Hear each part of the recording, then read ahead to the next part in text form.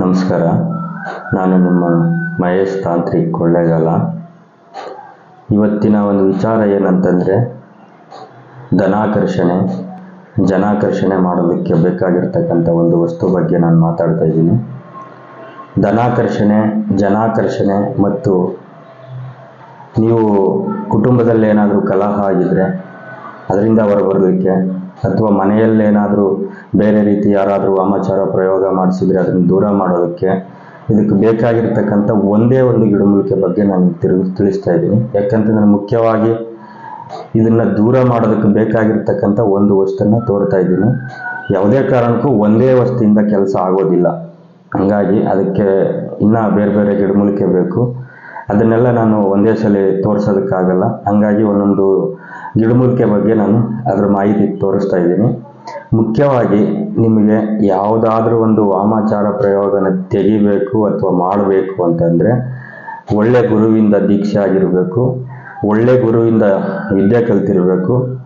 ಆವಾಗ ಮಾತ್ರ ನೀವು ಸಾಧನೆಯನ್ನು ಮಾಡಿರ್ತಕ್ಕಂಥವ್ರು ಪ್ರಯೋಗ ಮಾಡೋದಕ್ಕೆ ಸಾಧ್ಯ. ಸುಮ್ಮನೆ ನಾನು ತೋರಿಸಿದಂಥ ವಸ್ತುನ ತಗೊಂಡು ಬಂದು ಪ್ರಯೋಗ ಮಾಡಿ ಅದರಿಂದ ನೀವು ತೊಂದರೆ ಆಗೋದು ಬೇಡ. ಕರೆಕ್ಟಾದಂಥ ವಿದ್ಯೆ ಕಲೀರಿ. ಫಸ್ಟಿಗೆ ಪ್ರಯೋಗ ಯಾವ ರೀತಿ ಮಾಡೋದು, ಯಾವ ದೇವ್ರ ಮೇಲೆ ಮಾಡಬೇಕು, ಯಾವ ರೀತಿಯಲ್ಲಿ ಯಾವ ದೇವ್ರನ್ನ ನಾವು ವಶ ಮಾಡಿಕೊಂಡು ಸಿದ್ಧಿ ಮಾಡಿಕೊಂಡು ಅದಾದ ಮೇಲೆ ಪ್ರಯೋಗ ಮಾಡಬೇಕು. ಆ ಪ್ರಯೋಗನ ಮಾಡೋದಕ್ಕಿಂತ ಹೆಚ್ಚಾಗಿ ಪ್ರಯೋಗ ಮಾಡಿರೋದನ್ನು ತೆಗೆಯೋದಕ್ಕೆ ವಿದ್ಯೆ ಗೊತ್ತಿರಬೇಕು. ಅಂದರೆ ಡೈರೆಕ್ಟ್ ಮಾಡಬೇಕು, ಮತ್ತು ಉಲ್ಟ ತಿರ್ಯಾಕಂಥ ವಿದ್ಯೆನೂ ಮುಖ್ಯವಾಗಿ ಗೊತ್ತಿರಬೇಕು. ಯಾಕಂತಂದರೆ ಕೆಲವರು ಮಾಡಿಬಿಡ್ತೀವಿ ಕಳಿಯೋದು ಗೊತ್ತಿಲ್ಲ ಅನ್ನೋದು, ಅದೆಲ್ಲ ಮಾಡಬಾರ್ದು. ಸ್ಪಷ್ಟವಾಗಿ ಮಾಡೋದು ಗೊತ್ತಿರಬೇಕು, ಅದನ್ನು ಕಳಿಯೋದು ಗೊತ್ತಿರಬೇಕು. ಒಳ್ಳೆ ಗುರುವಿನ ಒಂದು ಮಾರ್ಗದರ್ಶನದಲ್ಲಿ ಹೋಗಿ ಒಳ್ಳೆ ವಿದ್ಯೆ ಕಲ್ತ್ಕೊಂಡು ಒಂದು ಕುಟ್ಟಿ ಚಾತನ ಆಗಿರ್ಬೋದು, ಕರ್ಣಪಿಚಾತಿ, ನಿಮಗೆ ಯಾವ್ದು ಬೇಕು ಅದನ್ನು ಒಂದು ಸಿದ್ಧಿ ಮಾಡಿಕೊಂಡು ಒಳ್ಳೆ ರೀತಿಯಲ್ಲಿ ಅದನ್ನು ಬಳಸ್ತಾ ಬಂದರೆ, ಮತ್ತು ಆ ಗಿಡಮೂಲಿಕೆ ಬಗ್ಗೆ ಮಾಹಿತಿ ಇರಬೇಕು. ಇಂಥ ವಸ್ತುನ ನಾವು ತಂದರೆ ಏನಕ್ಕೆ ಯೂಸ್ ಆಗುತ್ತೆ, ಯಾವ ರೀತಿ ತರಬೇಕು, ಯಾವ ರೀತಿ ಅದನ್ನು ಪ್ರಯೋಗ ಮಾಡಬೇಕು, ಅದನ್ನು ತಿಳ್ಕೊಂಡಿರಬೇಕು. ಸುಮ್ಮನೆ ಏಕಾಏಕಿ ಹೋಗೋದು, ವಸ್ತು ತರೋದು, ಪ್ರಯೋಗ ಮಾಡೋದು ಪ್ರಯೋಜನ ಇಲ್ಲ, ಕೆಲಸ ಆಗೋದಿಲ್ಲ. ಹಾಗಾಗಿ ಮತ್ತು ಎಲ್ಲೋ ಕೂತ್ಕೊಂಡು ಯಾರೋ ಒಬ್ಬರು ಫೋಟೋ ಕಳಿಸಿದ ತಕ್ಷಣವೇ ಪ್ರಯೋಗ ಮಾಡ್ತೀವಿ, ನಾವು ಪರಿಹಾರ ಮಾಡ್ತೀವಿ ಅಂತ ಹೇಳ್ತಕ್ಕಂಥದ್ದು ಅದು ಶುದ್ಧ ಸುಳ್ಳು. ಯಾರೂ ಮಾಡೋದಕ್ಕೆ ಸಾಧ್ಯವಿಲ್ಲ. ಡೈರೆಕ್ಟಾಗಿ ಹೋಗಿ ನೇರ ಕೂತ್ಕೊಳ್ಳಿ, ಪ್ರಯೋಗ ಆಗಬೇಕು, ಅದಕ್ಕೆ ಪರಿಹಾರ ತಡೆಕೊಡಬೇಕು. ಪ್ರಯೋಗ ಮಾಡ್ಬೋದು ಅಥವಾ ಪರಿಹಾರ ಮಾಡ್ಬೋದು. ಯಾವುದೇ ಮಾಡಬೇಕಾದ್ರೂ ನೇರ ಹೋಗಬೇಕು. ಇಲ್ಲಾದರೂ ನೇರ ಹೋಗಿ ಕೂತ್ಕೊಂಡಾಗ ಮಾತ್ರನೇ ಸಾಧ್ಯ. ಸುಮ್ಮನೆ ನೀವು ಎಲ್ಲಂದ್ರಲ್ಲಿ ಫೋಟೋ ಕಳಿಸಿ ನಾವು ಪ್ರಯೋಗ ಮಾಡ್ತೀವಿ, ವಶೀಕರಣ ಮಾಡ್ತೀವಿ, ಇನ್ನೊಂದು ಮತ್ತೊಂದು, ಅದು ಯಾವ ಕಾರಣಕ್ಕೂ ಯಾರಿಂದನೂ ಸಾಧ್ಯವೇ ಇಲ್ಲ. ಹಾಗಾಗಿ ನೋಡಿ, ಇಲ್ಲಿ ನಿಮಗೆ ನಾನು ಒಂದು ವಸ್ತು ತೋರಿಸ್ತಾ ಇದ್ದೀನಿ.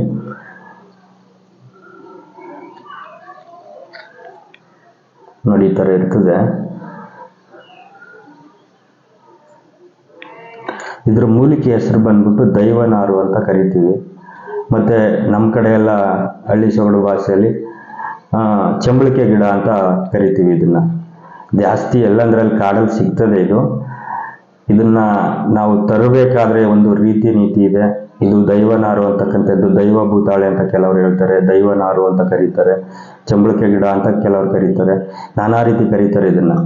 ಇದು ನಕಾರಾತ್ಮಕವಾದಂಥ, ನಿಮ್ಮಲ್ಲಿ ಏನಾದರೂ ಕೆಟ್ಟ ಶಕ್ತಿ ಇದ್ದರೆ ಅದನ್ನು ದೂರ ಮಾಡಲಿಕ್ಕೆ, ಅಥವಾ ಯಾರಾದರೂ ನಿಮ್ಗೆ ಏನಾದರೂ ಮಾಟ ಮಂತ್ರ ಪ್ರಯೋಗ ಮಾಡಿದರೆ ಅದನ್ನು ಬಗೆಹರಿಸಲಿಕ್ಕೆ, ಅಥವಾ ಜನಾಕರ್ಷಣೆ ಮಾಡೋದಕ್ಕೆ, ಅಥವಾ ಧನಾಕರ್ಷಣೆ. ಈ ವ್ಯಾಪಾರ ಮಾಡ್ತಾ ಇರತಕ್ಕಂಥ ಸ್ಥಳದಲ್ಲಿ ಬೇರೆಯವ್ರಿಗೆಲ್ಲ ವ್ಯಾಪಾರ ಆಗ್ತದೆ, ನಿಮ್ಗೆ ವ್ಯಾಪಾರನೇ ಇರೋದಿಲ್ಲ, ಜನನೇ ಬರೋದಿಲ್ಲ, ಅಂಥದಕ್ಕೊಂದು ಜನಾಕರ್ಷಣೆ ಮಾಡ್ಬೋದು.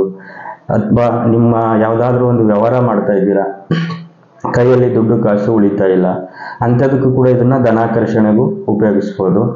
ಮತ್ತು ಇದಕ್ಕೆ ಮನೆಗೆ ಅಷ್ಟದಿಗ್ಬಂಧನ ಆಗಿರ್ಬೋದು, ಮನೆಗೆ ಒಂದು ಬೆಸ್ಕಟ್ ಮಾಡ್ತಕ್ಕಂಥ ವಿಚಾರಕ್ಕಾಗಿರ್ಬೋದು, ಇದನ್ನು ಉಪಯೋಗಿಸ್ಬೋದು. ಇದು ಅಂಗಡಿಲಿ ಸಿಗ್ತದೆ. ಇದು ಚಂಬಳಿಕೆ ಗಿಡ ತಗೊಂಡು ಬಂದು ಅಂಗಡಿಯಲ್ಲಿ ಪೀಸ್ ಮಾಡಿ ಮಾರ್ತಾರೆ. ಇದನ್ನು ಎಲ್ಲಂದ್ರಲ್ಲಿ ಸಿಗ್ತದೆ, ಅಂಗಡಿಯಲ್ಲಿ ಮಾತ್ರ. ದೈವ ಭೂತಾಳೆ ಕೊಡಿ ಅಂದರೆ ಸಾಮಾನ್ಯವಾಗಿ ಕೊಡ್ತಾರೆ. ಆದರೆ ಯಾವುದೇ ಕಾರಣಕ್ಕೂ ನೀವು ಅಂಗಡಿಯಲ್ಲಿ ತಂದು ಪ್ರಯೋಗ ಮಾಡಿದಾಗ ಫಲ ಖಂಡಿತವಾಗ್ಲೂ ಸಿಗೋದಿಲ್ಲ. ಡೈರೆಕ್ಟಾಗಿ ಗಿಡದ ಹತ್ರ ಹೋಗಬೇಕು, ಆಮಂತ್ರಣ ಮಂತ್ರ ಕೊಡಬೇಕು, ಸ್ಥಳೆ ಕಟ್ಟು, ಸಭೆ ಕಟ್ಟು, ಎಲೆ ಕಟ್ಟು ಮಾಡ್ಕೋಬೇಕು. ಅದಾದ ನಂತರ ಗಿಡಮೂಲಿಕೆಗೆ ಒಂದು ಪೂಜೆಯನ್ನು ಸಲ್ಲಿಸಿ ಆ ಬೇರಿಗೆ ಒಂದು ಸ್ವಲ್ಪ ನೀರನ್ನ ಹಾಕಿ ಬರಬೇಕು. ಮತ್ತೆ ಇನ್ನೊಂದು ದಿನ ಹೋಗಿ ಅದನ್ನು ತರ್ಕೊಂಡು ಬರಬೇಕು.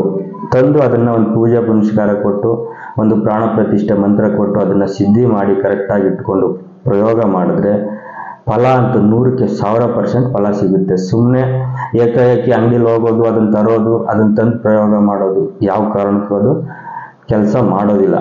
ಯಾಕಂತಂದರೆ ಅವ್ರು ತರ್ತಕ್ಕಂಥವ್ರು ಸುಮ್ಮನೆ ಅವರು ಒಂದು ವ್ಯಾಪಾರಕ್ಕೋಸ್ಕರ ತಂದು ಕೊಟ್ಟಿರ್ತಾರೆ. ಅವರೊಂದು ಪೂಜೆ ಇಲ್ಲ, ಪುನಸ್ಕಾರ ಇಲ್ಲ, ಅದು ಇನ್ನೊಬ್ರ ಕೈಗೆ 2 ಕೈ ಆಗ್ತದೆ, 3 ಕೈ ಆಗ್ತದೆ, ಅವರಿಂದ ಅವ್ರಿಗೆ ಕೊಡ್ತಾರೆ, ಅವರಿಂದ ನಿಮಗೆ ಕೊಡ್ತಾರೆ. ಹಿಂಗಾಗಿ ಯಾವ ಥರ ಪ್ರಯೋಗ ಮಾಡಬೇಕು, ಯಾರು ಪ್ರಯೋಗ ಮಾಡಬೇಕು ಆ ವ್ಯಕ್ತಿಯನ್ನೇ ಹೋಗಬೇಕು. ಆ ವ್ಯಕ್ತಿನೇ ಹೋಗಿ ಆ ಪದಾರ್ಥವನ್ನು ತನ್ನ ಒಂದು ವಶಕ್ಕೆ ತಗೊಂಡು ತಂದರೆ ಇದು 100ಕ್ಕೆ 1000% ಕೆಲಸ ಮಾಡ್ತದೆ. ಯಂತ್ರಗಳಿಗೆ ಹಾಕ್ಬೋದು, ಮತ್ತು ಮುಡಿ ಬಳೆಗಳಿಗೆ ಹಾಕ್ಬೋದು. ಮನೆಯಲ್ಲಿ ಏನಾದರೂ ನಿಮಗೆ ಸ್ವಲ್ಪ ವಾಮಾಚಾರ ಪ್ರಯೋಗ ಆಗಿದ್ರೆ ಅದಕ್ಕೂ ಕೂಡ ಇದನ್ನು ಕುಟ್ಟಿ ಪುಡಿ ಮಾಡಿ ಬೆಂಕಿ ಮುಖಾಂತರ ಇದನ್ನು ಹೊಗೆ ಕೊಡ್ಬೋದು. ನೋಡಿ ಈ ಥರ ಇರ್ತದೆ ಇದು. ಇದನ್ನ ಹೊಗೆ ಕೊಡ್ತಕ್ಕಂಥ ಕೆಲಸಕ್ಕೂ ಉಪಯೋಗಿಸ್ಬೋದು, ಅಂತ್ರಕ್ಕೆ ಹಾಕ್ಬೋದು, ಎಲ್ಲ ಕೆಲಸಕ್ಕೂ ಆಗ್ತದೆ.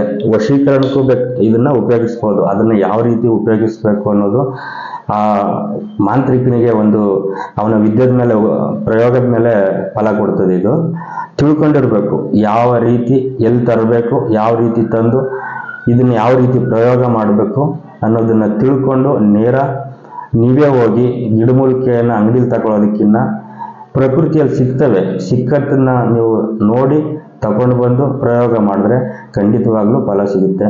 ನಮಸ್ಕಾರ, ಒಳ್ಳೆಯದಾಗಲಿ.